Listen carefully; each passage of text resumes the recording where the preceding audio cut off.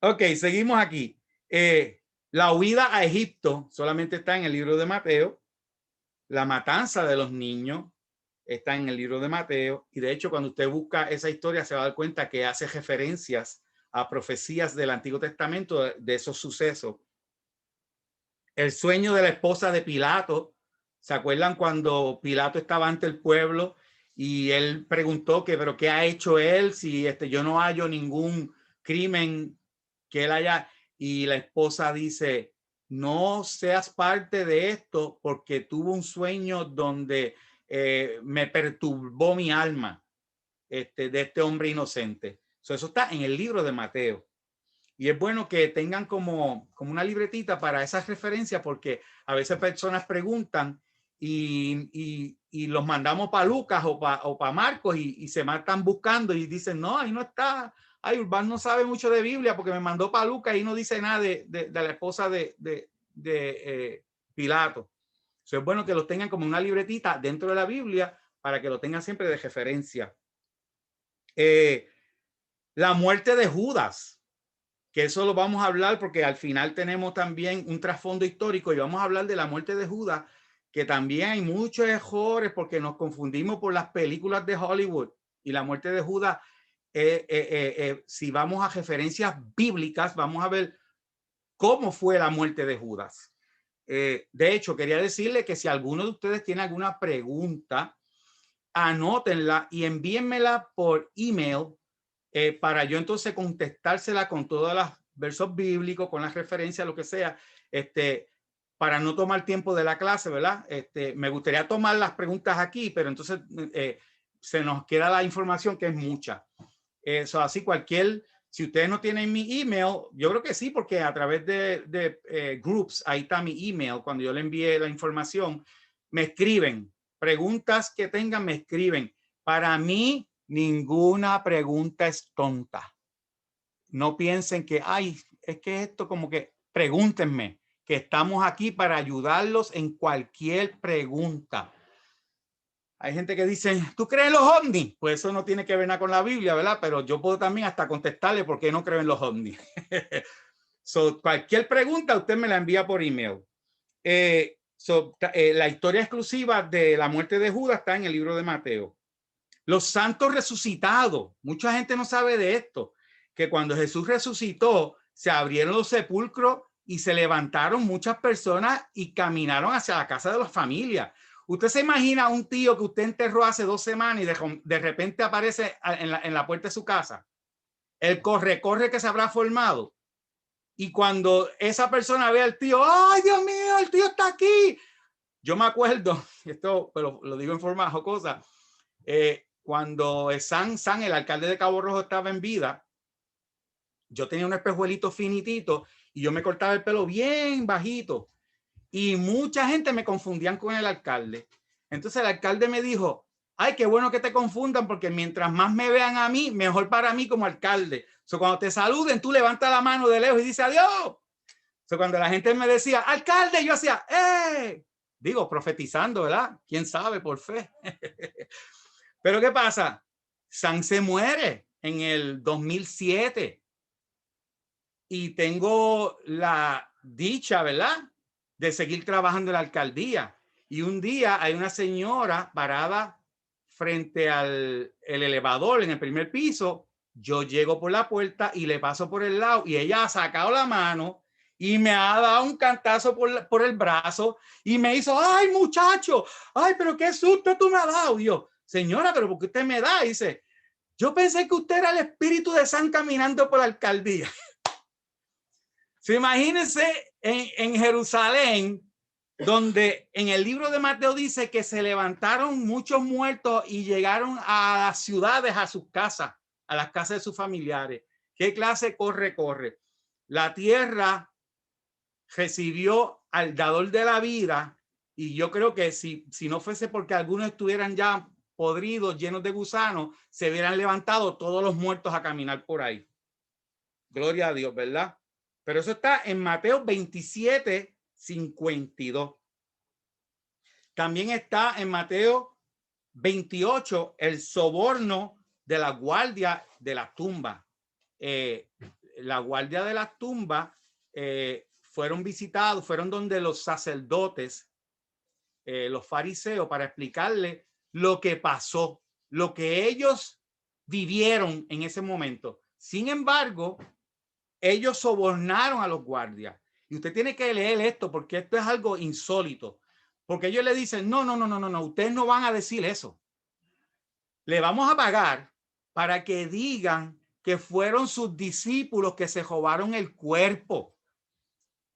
Pero ellos sabían que si ellos decían eso, nada más por ser guardias en ese momento, el emperador o Pilato o el que está Herodes podía enviarlos a la muerte porque no cumplieron su trabajo de velar la tumba.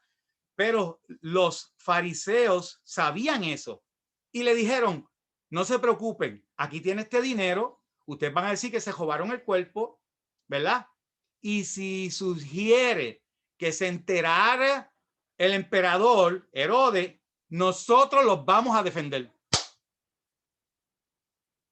Es increíble. Y la escritura dice que ese fue el cuento que han hablado todos los judíos hasta el día de hoy, que los discípulos se robaron el cuerpo. Es más, usted tiene que leer cuando Jesús resucitó a Lázaro, que esto es insólito, para mi cabeza no cabe. ¿Cómo es posible? Tantos testigos que vieron a Lázaro levantarse de entre los muertos y fueron a su casa a comer y la gente querían corroborar que era Lázaro. Y dice la Biblia, mas los sacerdotes planificaron matar a Lázaro también. Yo no puedo creer, esa gente estaba endemoniada de verdad. Porque tú sabes lo que tener de evidencia un hombre resucitado de la muerte con tantos testigos y que los fariseos, que eran los representantes religiosos del pueblo, buscando la manera de eliminar a Lázaro también, porque se estaban convirtiendo demasiado de mucha gente con ese testimonio. Léalo, impresionante. Ahora, ¿cuáles son los milagros exclusivos que vienen solamente en Mateos? En el capítulo 9, versículo 27, habla de dos ciegos. Y de hecho, hay dos historias en Mateo sobre dos ciegos sanados, pero estamos hablando de la primera vez, que es en el capítulo 9, versículo 27, que está, ¿verdad?, la sanidad de dos ciegos. En el capítulo 9 también, versículo 32, está el endemoniado mudo. Había una persona que estaba muda, pero estaba endemoniada. Y de hecho, cuando Jesús lo sanó, ¿verdad? Cuando Jesús sanó, lo liberó del demonio y comenzó a hablar, la gente estaba maravillada de ese milagro. Esto nunca se había visto en Israel. Sin embargo, los fariseos estaban allí y dijeron, eso es porque Satanás le da autoridad para hacer eso. Ay, Dios mío. Cada vez que yo leo estas cosas de los fariseos, yo me vuela los sesos de cómo esta gente son la gente que representan a Dios en esa cultura. Y rápido tildaron, o sea, el beneficio de una persona ser liberada de un demonio y poder hablar, se lo atribuyen a Satanás. Otro milagro exclusivo es la moneda en la boca del pez. Y esto está, voy a explicar más de esto al final porque también está en el trasfondo histórico. La moneda en la boca del pez, que es el capítulo 17, donde Jesús le habla sobre, le piden tributo, y entonces Jesús le dice, vete pesca, que ahí tú vas a encontrar el tributo, y eso lo vamos a hablar más adelante. Esos milagros están exclusivamente en el libro de Mateo. Ahora, parábolas exclusivas de Mateo. Y estas parábolas, cuando usted la lee, usted va a ver que estas parábolas siempre comienzan con el reino de los cielos se compara con, y entonces establece la parábola. Todas estas parábolas es comparando el reino de los cielos. Recuérdense que esto es hablándole a una cultura hebrea, judía. Esta carta fue hecha para los judíos. Y usted va a ver también dentro del libro de Hebreos, del libro de Mateo, que a los hebreos no le hacen mucha explicación de su cultura. Porque yo no voy a explicarle a un mecánico cómo cambiar una goma si sabe cambiar la goma. Entonces, Mateo no le va a explicar a los judíos de cultura judía porque ellos saben de la cultura. So, él iba directo a la enseñanza de quién era Jesús, que era el rey y el Mesías, y que su reino no era de la tierra. Y una de las parábolas exclusivas de Mateo está en el capítulo 13, versículo 24 en adelante, que es la cizaña, donde Jesús le dice que hubo un sembrador que sembró trigo y cuando dormía durante la noche vino el enemigo y le sembró cizaña. Cuando comenzó a crecer el trigo y la cizaña, vinieron los labradores y le dijeron al dueño de la finca, mira, creció esto junto. Y él dice, sí, esos fueron los enemigos. Pues las arrancamos y dijo, no, vamos a esperar que crezca y yo voy a mandar a los profesionales. Esta es la versión de Urbán. Él no dijo profesionales, pero obviamente al final cuando crece, él manda a los labradores que saben lo que es cizaña y saben lo que es trigo. Hay algo curioso de esto y es que tú no puedes arrancar la cizaña cuando está pequeña porque la cizaña y el trigo cuando son espigas pequeñas, las dos se parecen. Por eso la Biblia dice que por su fruto los conoceréis. Porque cuando ya está madura es que tú sabes cuando una persona está dando frutos dignos de arrepentimiento. Se podrán parecer a nosotros, pero cuando crecen es que te das cuenta si son de nosotros o no. Y Jesús habló de eso en esa parábola. Deja que crezca, que la cizaña se arranca porque se puede identificar, la amarran y la echan al fuego y entonces recogen la cosecha. Otra parábola que es exclusiva es el tesoro escondido, capítulo 13, versículo 44, donde un hombre encuentra un tesoro y compra el terreno completo. Vuelve y lo esconde y compra el terreno porque sabe lo que hay en ese terreno, que es el tesoro escondido. Está la perla de gran precio, que está en el capítulo 13, versículo 45, está continuo en el capítulo 13, está ahí esas tres parábolas. En el capítulo 13 está en el versículo 24 la cizaña, en el 44 el tesoro escondido, y en el 45 la perla de gran precio. También está en el 47 al 50 la red. Y en el capítulo 18, siervo sin misericordia, el siervo sin misericordia. Ustedes saben la historia, esa parábola donde habla de un siervo que se le perdona una deuda, pero cuando sale se encuentra con uno en el camino que le debe y lo coge por el cuello y le dice, me tienes que pagar todo lo que me debe. Cuando los criados del dueño que le debía dinero escucharon lo que pasó, fueron y le llevaron el mensaje y él dijo, arréstenlo y no va a salir hasta que no pague el último centavo. Entonces ese es el siervo sin misericordia. El capítulo 20 es los obreros en la viña, donde están trabajando los obreros y se le paga por igual a los que llegaron primero y los que llegaron último. Así que no piense que porque uno lleva 40 años en el evangelio, la finca en el cielo va a ser más grande que todos los demás. Todos van a recibir lo mismo. Así que no se desaliente, usted siga trabajando para el Señor. Lo importante es que lleguemos allá arriba. Amén, amén. ¿Cuánto puede levantar sus manitos allí y decir, amén, yo quiero llegar allá arriba? Amén. Dice capítulo 20. Y pues, hazle una anotación porque el capítulo 20, el versículo 20, habla de los dos hijos que pidieron sentarse al lado de Jesús. Y si no me equivoco, yo busqué las referencias, encontré, no es exclusiva de Mateo, pero ustedes lo pueden buscar porque creo que también está en Marcos capítulo 10, versículo 39, creo que está relatado lo mismo sobre los dos que pidieron sentarse a la diestra de Jesús. Otra parábola exclusiva es la boda del hijo del rey. Ese está en el capítulo 22 de Mateo.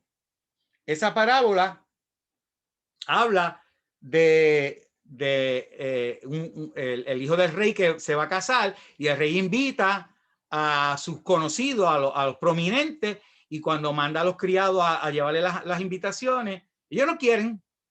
Ellos como que, ¿quién? ¿El hijo se casó? Que sea feliz, pero no van a la boda.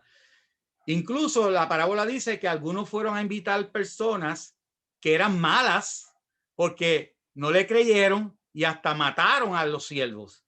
Cuando se entera el rey, dice, mira, como ellos no quieren venir, manda a sus criados e invita a todo el que encuentre por el camino, a buenos y a malos.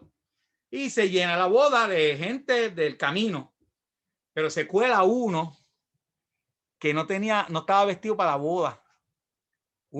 Eso está difícil, ¿verdad? Y el rey le dijo, ¿cómo rayo tú entraste acá si tú no estás ni vestido para la boda?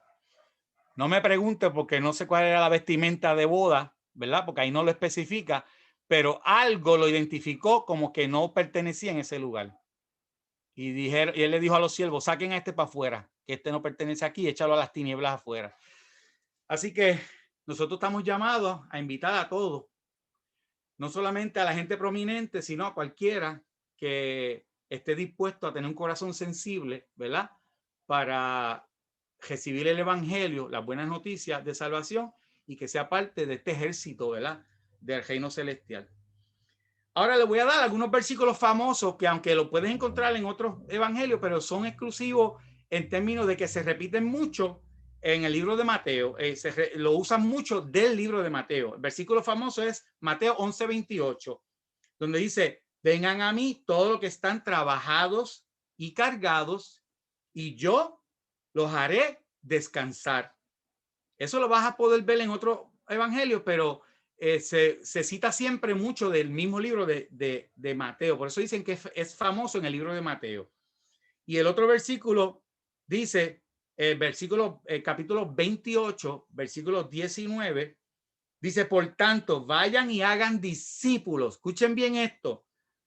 Esto es Jesús hablando. Por tanto, vayan y hagan discípulos en todas las naciones y bautícenlos en el nombre del Padre, del Hijo y del Espíritu Santo.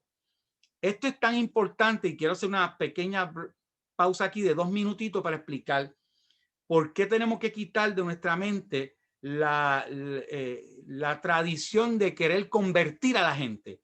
Lo hemos visto, yo lo viví así, o sea, yo lo viví así. La iglesia pentecostal donde yo me convertí, si venía a visita, siempre había uno o dos que agajaba a la persona, vente, Cristo te está llamando, arrepiéntete, si no te arrepientes te vas para el infierno, y agajaban a la gente por el brazo y la llevaban al frente, y a veces la gente pasaban al frente por compromiso, para que no los molestara más.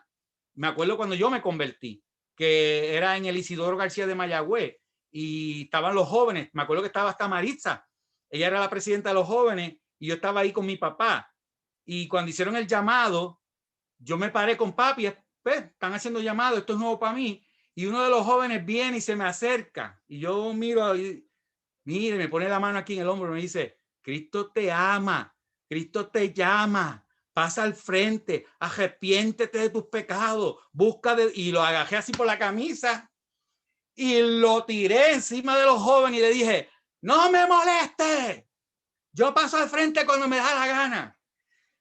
Yo me imagino que estaban esos jóvenes hasta Marisa, Señor, reprenda al diablo, Señor, reprenda al diablo, este muchacho está endemoniado.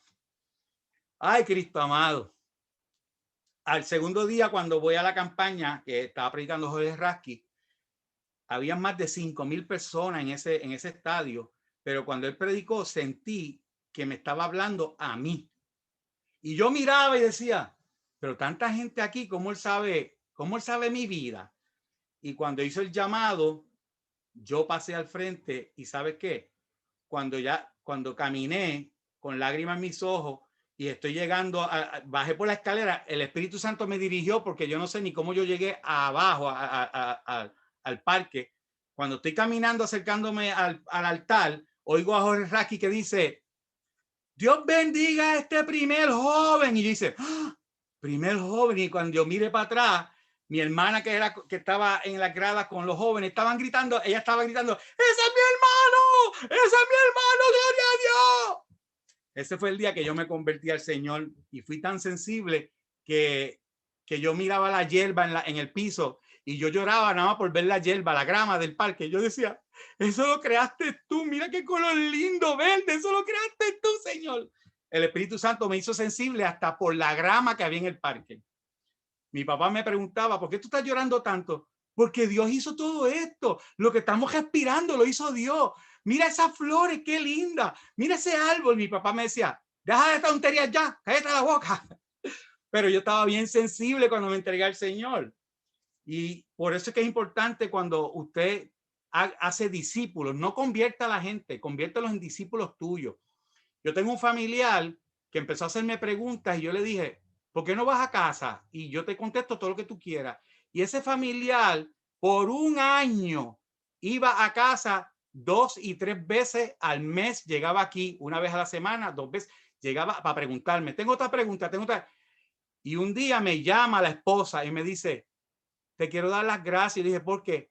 Porque mi esposo fue a la iglesia el domingo y pasó al frente para entregar su corazón al Señor. Yo nunca le dije que tenía que entregarse a Cristo. Yo simplemente lo discipulé por un año. Es obvio que la estrategia de Jesús funciona. Usted haga discípulos. Que la gente que usted le hable no diga, chacho, yo no voy para casa de Urbán, allá es lo que tiene un culto pentecostal, que eso no hay quien entre allá. No, no, no. Que cuando la gente te oiga hablar y enseñar, digan, yo quiero regresar a esa casa, necesito preguntarle más. Que tengan el deseo de visitarte, que tengan el deseo de llamarte. Mi hermano de carne vive en Aguadilla y a veces él me llama. Brother, tengo una pregunta. Y a veces está en el trabajo y me dice, mira, estoy en hora de almuerzo con los muchachos aquí, te voy a poner en hands free, que tantos aquí haciéndome preguntas, el que sabe de esto eres tú. Y me ponía en hands free y eso las preguntas. Y mi hora de almuerzo se iba contestándole preguntas a gente que trabajan en el Hewlett Packard de Aguadilla. Se me iba la hora completa discipulando gente en la hora de almuerzo. Mira lo importante de lo que Jesús dijo. Hagan discípulos a todas las naciones. Y discípulo es diferente a estudiante, porque estudiante es que va a un salón de clase a llenarse la cabeza de información. Discípulo no. Discípulo es aquel que quiere seguir a un maestro y que quiere ser igual o mejor que él. Tú sabes que en Israel los discípulos que seguían un rabino le seguían tan de cerca porque querían que hasta el polvo que el rabino revolcara le cayera a los pies de él, porque sentían que era una bendición recibir hasta el polvorín encima de los pies de él, de su maestro. A veces los rabinos iban al baño y sus discípulos se quedaban afuera esperando, y cuando salía el rabino le decían, hiciste una oración especial por entrar al baño, porque querían saber todo lo que hacía el maestro. Eso es el discípulo de Jesús, que todo lo que él hizo, tú quieras hacerlo también. Que cuando la gente te vea, diga, yo quiero ser discípulo de Jesús por lo que tú me enseñaste. De hecho, ese familiar mío ya es un líder en su iglesia, diácono, y hasta ha predicado. Vamos entonces con el trasfondo histórico después de ese testimonio, porque, ¿verdad? Me quedan 20 minutos y quiero aprovechar para que oigan el trasfondo histórico que hay en el libro de Mateo. Esto es exclusivo del libro de Mateo y es importante porque te da trasfondo de todos los demás libros y de la cultura de Israel. El primero es en Mateo 16, versículo 13 al 18. Ustedes van a ver que allí habla Jesús cuando le dice a Pedro sobre qué sería fundada la iglesia. ¿Se acuerdan de eso? Cuando él le pregunta y dice, sobre estas rocas, sobre esto, edificaré mi iglesia. Pues Jesús, en ese momento, cuando ustedes leen, van a ver que Jesús lleva a los discípulos a Cesarea de Filipo, al pie del monte de Hermón. ¿Por qué esto es importante? Porque solamente leemos la historia y pensamos que lo que Jesús dijo fue solamente por Pedro. Pero no, él lo llevó allí como un preámbulo de graduación de lo que ellos iban a hacer como discípulos de Jesús. Ese lugar se convirtió en un lugar de culto pagano por tener uno de los manantiales más grandes que brota de la cueva que alimenta el Jordán, donde hacían sacrificios de adoración al dios Pan. si usted busca, puede buscarlo en Google o si tienen enciclopedia, van a buscar el Monte Hermón en Cesarea de Filipo. Allí hay una montaña, hay de roca donde ellos hicieron nichos. ¿Ustedes saben lo que son los nichos que a veces tienen al frente de las casas para Virgen María, que tienen como una casita así? Pues en la roca hicieron nichos donde ponían dioses paganos y adoraban a esos dioses ahí en el pie del Monte Hermón. Obviamente por el manantial que salían. El dios que adoraban era el dios Pan. De hecho, de ahí viene la palabra pánico, porque era el dios del temor. Era el dios del miedo. Ustedes quizás lo han visto en películas, el que es mitad cabra y mitad hombre y toca el pan flute que le dicen, no sé cómo en español, pero en inglés es pan flute. Y de hecho, el fauno, exactamente, ese era el nombre. Y de hecho, cuando usted ve las películas de Peter Pan, hay que tener mucho cuidado porque de hecho Peter Pan también tiene en su cuello el pan flute. Y a veces lo vemos, qué chévere la película, nos divertimos y nos entretenemos, pero tenemos que buscar por qué se llama Peter Pan y por qué él vuela y por qué él se quiere quedar siempre joven. ¿Sabe? Hay una historia cultural detrás de esto y nosotros cuando vemos que Jesús llevó a los discípulos a ese lugar y le presenta eso, ¿verdad? Dice, en el alcantarillado rocoso de la cueva hay nichos de diferentes dioses, pero Jesús declaró una palabra a sus discípulos. Dijo, sobre esta roca edificaré mi iglesia. Y escuchen bien que aunque se lo dijo a Pedro por lo que Pedro declaró, porque él dice, sobre lo que tú declaraste, mi iglesia va a ser fundamentada, pero después le añade, y esto mucha gente no predica esto, pero después le dice, no solo el versículo hay que leerlo completo, porque a veces leemos, sin santidad nadie verá al Señor, sin santidad nadie, pero cuando leemos el versículo completo dice, buscar la paz con todos y la santidad sin la cual nadie verá al Señor. So, no es solamente la santidad, buscar la paz con todo va cogida de la mano de la santidad. So, no es solamente santidad, sino es tener paz con toda, sin la cual nadie verá al Señor. Mira lo importante de leer el versículo completo. So, aquí él dice, Jesús dice, sobre esta roca edificaré mi iglesia y las puertas del Hades no prevalecerán contra ella. En otras palabras, los lleva en un lugar donde adoran al diablo y le está diciendo a los discípulos, esto no va a prevalecer. Y no es, digo, a mí me enseñaron, cuando yo me iba a bautizar, me enseñaron, me decían Junito, acuérdate, cuando tú te bautizas, el diablo te va a perseguir más fuerte. Y yo le tuve hasta miedo de bautizarme. Yo dije, espérate, si yo me bautizo, ese pichón me va a seguir, mejor no me bautizo nada. Porque eso es lo que enseñaban, que mientras más tú te acercabas a Dios, y es todo lo contrario. Cristo dijo, love you too, son, love you too. Y las puertas del Hades no prevalecerán. En otras palabras, las puertas están allí y no es que el diablo te va a atacar a ti, es que tú vas a entrar allá y atacar al diablo. Las escrituras dicen que arrebatemos las almas del mismo fuego del infierno. Búsquelo, ese versículo dice, arrebaten las almas del mismo fuego del infierno. En otras palabras, tienes que tener la autoridad, la valentía, el atrevimiento de ir, como Marisa y yo hicimos una vez, que fuimos a Boquerón en el día de los homosexuales a repartir tratados a toda esa gente. A repartir tratados sin miedo, porque hay que arrebatar a esa gente. ¿Sabes? Si tú vas con un megáfono a gritarle, te van a entrar a piedra. Pero un librito que tú le dejes en las manos y sigues caminando, la gente lo acepta. ¿Sabes? Cualquier cosita que hasta los billetes que ahora vienen, mira qué estrategia, que prepararon unos billetes de $1 millón con el mensaje bien cortito en la parte de atrás para que la gente acepte a Cristo. Y la gente ve el billete y dice, mira, están repartiendo dinero. Y yo, sí, un regalito del cielo, ¡fua, fua! Y se me van rápido.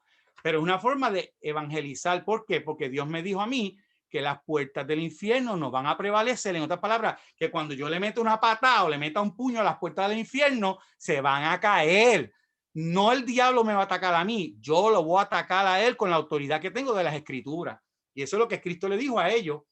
Sobre esta roca edificaré mi iglesia y esas puertas, el Hades, no va a prevalecer si esta gente son llenas del Espíritu Santo y comienzan a ser dirigidos por el Espíritu Santo para buscar las almas que se están perdiendo. No pierda ni una sola oportunidad, ni una sola. Siempre me acuerdo la película de Schindler's List, que él rescató muchos judíos, pero él los rescataba con dinero, pero los judíos también trabajaban para él. Pero los que han visto la película saben que al final, como él era un criminal de guerra, los judíos que salvó, creo que fueron como 5,000 judíos, 3,000 judíos que él salvó, querían salvarlo a él y le dieron un carro, le dieron un anillo con un mensaje hebreo para que él se lo llevara porque querían bendecirlo y ayudarlo a escapar para que no lo fueran a arrestar, porque él salvó a muchos judíos de la muerte. Pero me acuerdo en la película, yo lloraba cuando él decía, cuando él cogió el anillo y dijo, empezó a llorar, dije, yo despilfarré tanto dinero. ¿Cuántos judíos yo pude haber comprado con el dinero que despilfarré en vino, en bebida, en mujeres? Y cuando le dieron el anillo que era de oro puro, él decía, ¿cuántos puedo comprar con este anillo? Cuando le dieron el carro para que se fuera, él lloraba y decía, ¿cuántos más puedo comprar con ese carro? Y uno de los que estaba allí dijo, tú hiciste lo que pudiste hacer. Qué bueno sería que el Señor te diga a ti, buen fiel y siervo, en lo poco fuiste fiel, en lo mucho te pondré. Tú hiciste lo que pudiste hacer, pero si te sientas para atrás, decir, yo no tengo esa autoridad, yo no tengo esa oportunidad. Si eres hijo e hija del Señor, Él siempre te va a abrir una puerta para hablarle el evangelio a alguien. Segundo, trasfondo histórico, muy importante también. Los cobradores le exigieron a Pedro las 2 dracmas de impuesto para el templo. Jesús luego envía a Pedro a pescar un estáter, que es equivalente a 4 dracmas de la boca de un pez. Y con esto pagaría los impuestos para los dos. Mira lo importante de entender esto. Jesús tenía 12 discípulos, pero él dijo, vete y paga los impuestos para ti y para mí. Pero y para los demás discípulos que estaban allí, ¿por qué usted cree que no pidió pagar para los demás discípulos? Aquí viene lo de conocer la cultura hebrea judía. Y hay muchos libros que hablan de esto sobre la cultura judía. Dice, Mateo conoce bien esto porque era un cobrador de impuestos. Mateo conoce esto. Y dice, en la costumbre judía, solo los hombres de 20 años o más pagaban este impuesto para el mantenimiento del templo judío. Obviamente, si solamente son los hombres de 20 años en adelante, ¿qué quiere decir de los demás discípulos? ¿Que eran un choje viejo como a veces lo vemos en las películas? No, eran jóvenes que fueron rechazados por rabinos terrenales, pero fueron llamados por el rabino celestial. Jesús los llamó y los reclutó para el reino, pero como todavía no tenían 20 años, no tenían que pagar el impuesto. Cuando vemos películas y vemos películas de un choje viejo siguiendo a Jesús, pensamos que era un choje viejo que estaba siguiendo a Jesús, cuando en realidad eran jóvenes que le siguieron porque sabían de la fama de Jesús de ser maestro. Imagínense, yo estoy pescando y viene un rabino a decirme de lejos, deja lo que estás haciendo y sígueme. Ellos miraron y dijeron, que un rabino nos va a reclutar. Si a mí me rechazaron todos los rabinos del pueblo y él me va a reclutar, dejaron todo. Ellos no le importaban cuánto costó el barco, ni las redes, ni los pescados. Ellos se tiraron al agua y arrancaron para allá. Esto es importante conocerlo porque es bueno entender que eran jóvenes que seguían a Jesús.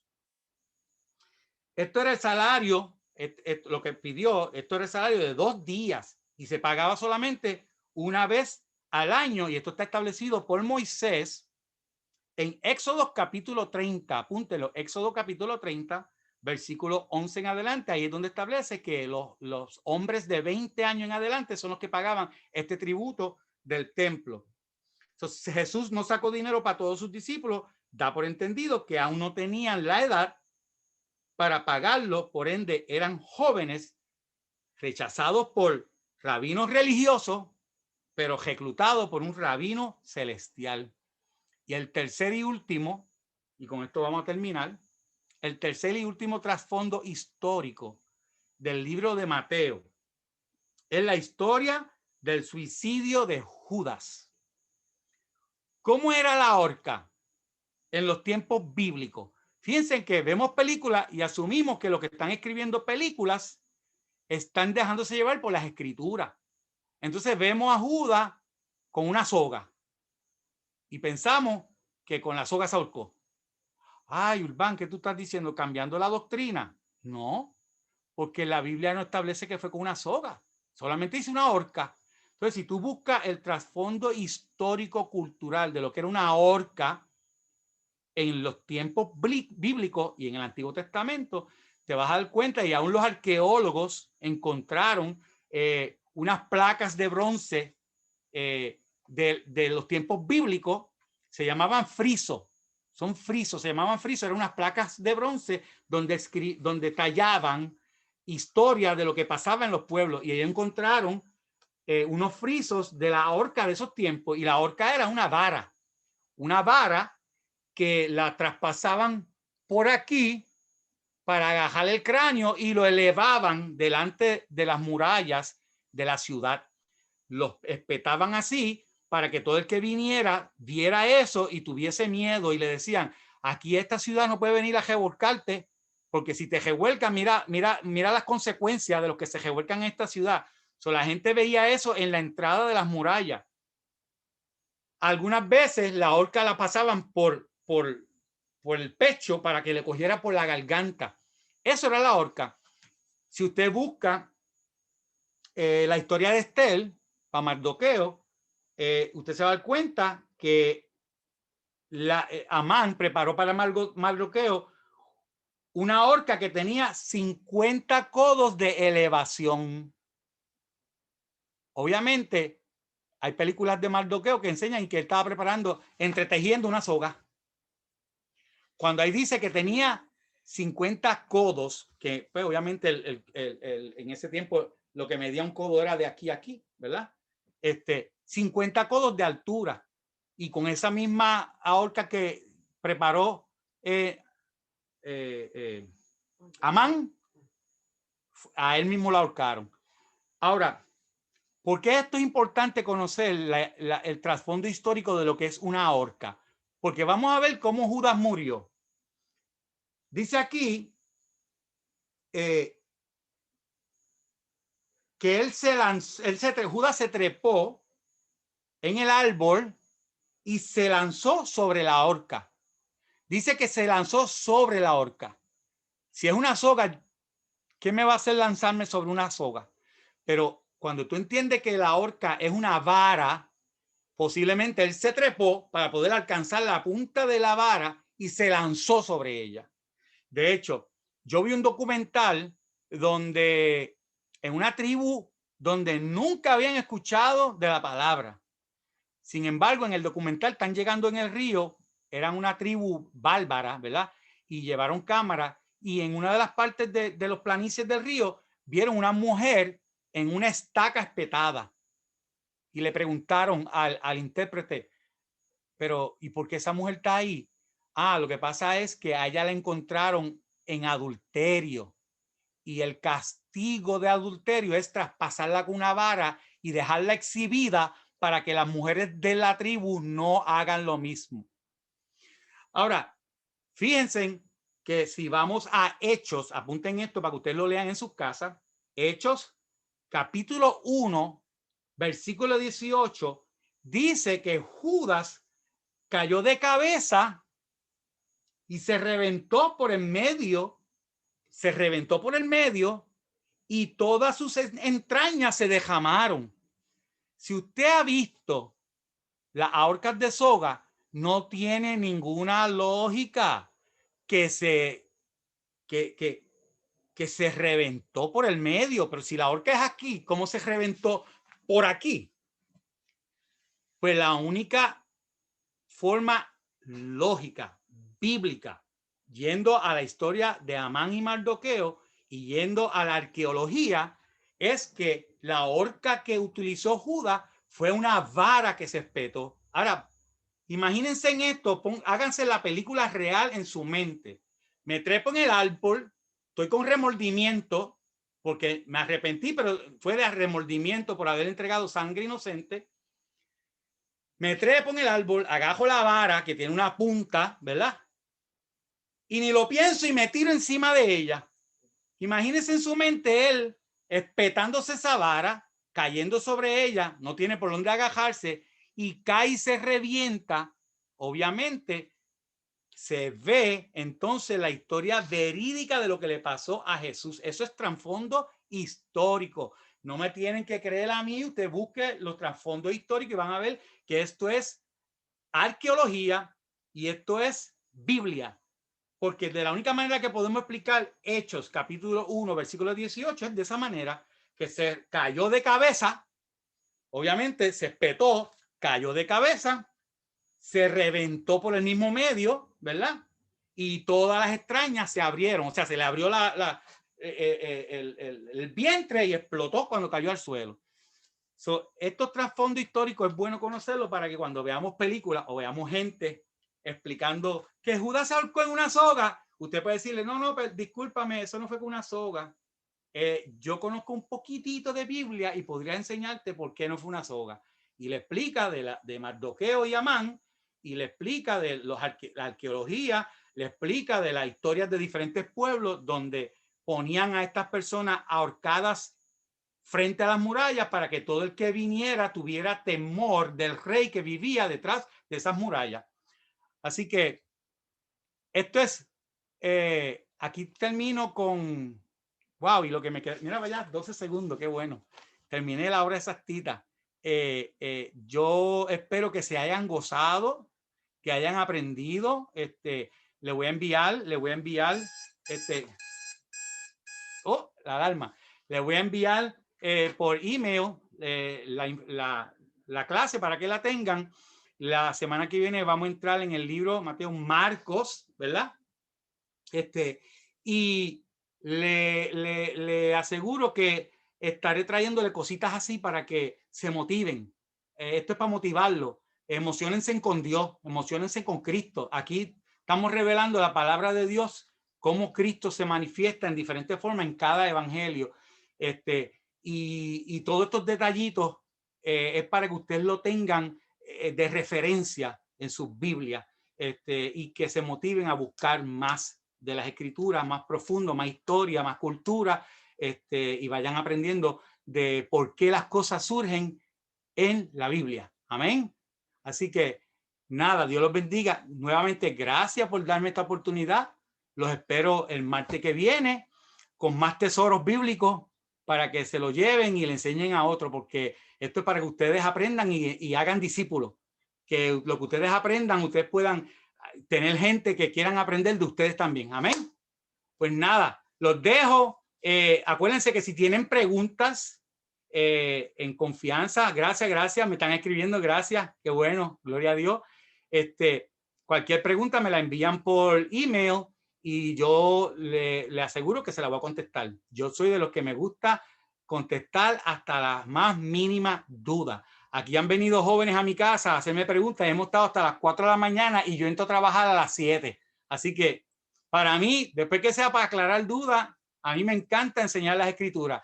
Y obviamente lo que no sé lo busco y se lo enseño y aprendo también. Amén. Pues Dios les bendiga.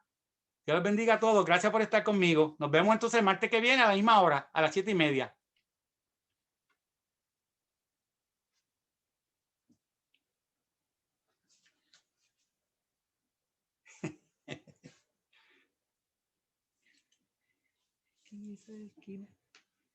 Mira, Mateo.